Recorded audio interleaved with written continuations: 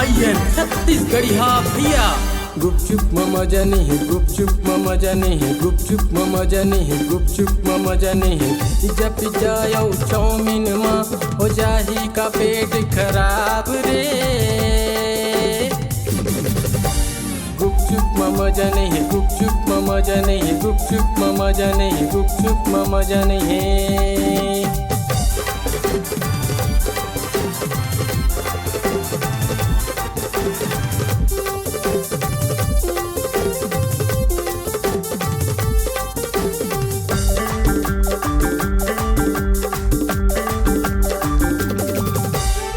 चावल आटा के चिला बनाए, गरम गागर संग मालाए।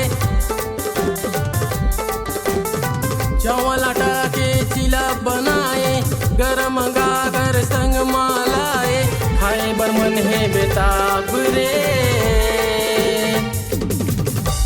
गुपचुप में मजा नहीं है, गुपचुप में मजा नहीं है, गुपचुप में मजा नहीं है, गुपचुप में मजा नहीं है।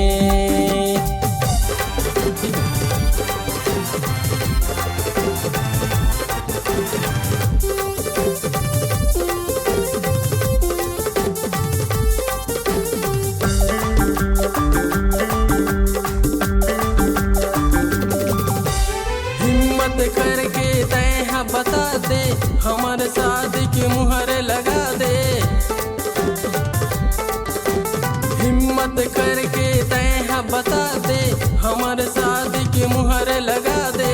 मजा जाही आज रे।